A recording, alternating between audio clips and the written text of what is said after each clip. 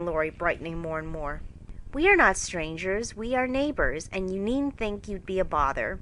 We want to know you, and I've been trying to do it this ever so long. We haven't been here a great while, you know, but we have got acquainted with all our neighbors but you. You see, Grandpa lives among his books, and doesn't mind much what happens outside. Mr. Brooke, my tutor, doesn't stay here, you know, and I have no one to go about with me. So I just stop at home and get on as I can." "That's bad. You ought to make an effort, and go visiting everywhere you are asked. Then you'll have plenty of friends, and pleasant places to go to. Never mind being bashful. It won't last long if you keep going." Laurie turned red again, but wasn't offended at being accused of bashfulness, for there was so much goodwill in Joe it was impossible not to take her blunt speeches as kindly as they were meant. "Do you like your school?" asked the boy, changing the subject after a little pause, during which he stared at the fire and Joe looked about her well pleased. "Don't go to school. I'm a businessman. Girl, I mean. I go to wait on my great aunt, and a dear cross old soul she is, too," answered Joe. Laurie opened his mouth to ask another question, but remembering just in time that it wasn't manners to make too many inquiries into people's affairs, he shut it again and looked uncomfortable. Joe liked his good breeding and didn't mind having a laugh at Aunt March, so she gave him a lively description of the fidgety old lady, her fat poodle, the parrot that talked Spanish, and the library where she revelled. Laurie enjoyed that immensely, and when she told about the prim old gentleman who came once to woo Aunt March, and in the middle of a fine speech, how Paul had tweaked his wig off to his great dismay, the boy lay back and laughed till the tears ran down his cheeks, and a maid popped her head in to see what was the matter. "Oh, that does me no end of good. Tell on, please," he said, taking his face out of the sofa cushion, red and shining with merriment. Much elated with her success, Joe did tell on, all about their plays and plans, their hopes and fears for father, and the most interesting events of the little world in which the sisters lived. Then they got to talking about books, and to Joe's delight she found that Laurie loved them as well as she did, and had read even more than herself. "If you like them so much, come down and see ours. Grandpa is out, so you needn't be afraid," said Laurie, getting up. "I'm not afraid of anything," returned Joe, with a toss of the head. "I don't believe you are," exclaimed the boy, looking at her with much admiration, though he privately thought she would have good reason to be a trifle afraid of the old gentleman if she met him in some of his moods. The atmosphere of the whole house being summer-like, Laurie led the way from room to room, letting Joe stop to examine whatever struck her fancy, and so at last they came to the library, where she clapped her hands and pranced, as she always did when especially delighted. It was lined with books, and there were pictures and statues, and distracting little cabinets full of coins and curiosities, and sleepy hollow chairs and queer tables and bronzes, and, best of all, a great open fireplace with quaint tiles all around it. "What richness!" sighed Joe, sinking into the depth of a velvet chair and gazing about her with an air of intense satisfaction. "Theodore Lawrence, you ought to be the happiest boy in the world," she added impressively. "A fellow can't live on books," said Laurie, shaking his head as he perched on a table opposite. Before he could say more, a bell rang, and Joe flew up, exclaiming with alarm, "Mercy me, it's your grandpa!" "Well, what if it is? You are not afraid of anything, you know," returned the boy, looking wicked. "I think I am a little bit afraid of him, but I don't know why I should be. Marmee said I might come, and I don't think you're any the worse for it," said Joe, composing herself, though she kept her eyes on the door. "I'm a great deal better for it, and ever so much obliged. I'm only afraid you are very tired talking to me. It was so pleasant. I couldn't bear to stop," said Laurie gratefully. "The doctor to see you, sir," and the maid beckoned as she spoke. "Would you mind if I left you for a minute? I suppose I must see him," said Laurie. "Don't mind me. I'm as happy as a cricket here," answered Joe.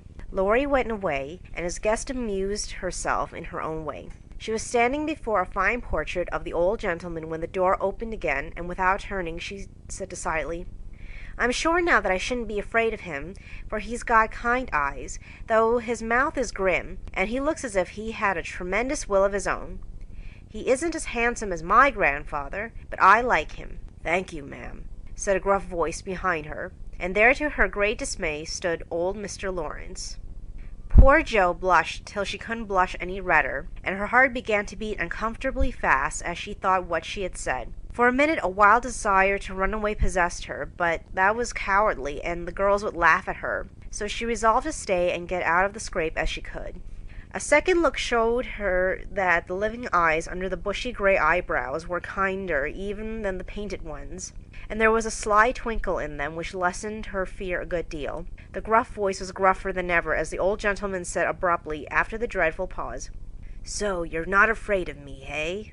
"Not much, sir." "And you don't think me as handsome as your grandfather?" "Not quite, sir." "And I've got a tremendous will, have I?" "I only said I thought so." "But you like me in spite of it?" "Yes, I do, sir." That answer pleased the old gentleman. He gave a short laugh, shook hands with her, and putting his finger under her chin, turned up her face, examined it gravely, and let it go, saying with a nod, "You've got your grandfather's spirit, if you haven't his face. He was a fine man, my dear. But what is better, he was a brave and honest one, and I was proud to be his friend." "Thank you, sir." And Jo was quite comfortable after that, for it suited her exactly. "What have you been doing to this boy of mine, eh?" was the next question sharply put. "Only trying to be neighborly, sir." And Jo told how her visit came about. "You think he needs cheering up a bit, do you?" "Yes, sir. He seems a little lonely, and young folks would do him good, perhaps. We are only girls, but we should be glad to help if we could, for we don't forget the splendid Christmas present you sent us," said Jo eagerly. "Tut, tut, tut! That was the boy's affair. How is the poor woman?" "Doing nicely, sir." And off went Jo, talking very fast, as she told all about the Hummels, in whom her mother had interested richer friends than they were. "Just her father's way of doing good. I shall come and see your mother some fine day. Tell her so. There's the tea bell. We have it early on the boy's account. Come down and go on being neighborly." "If you'd like to have me, sir."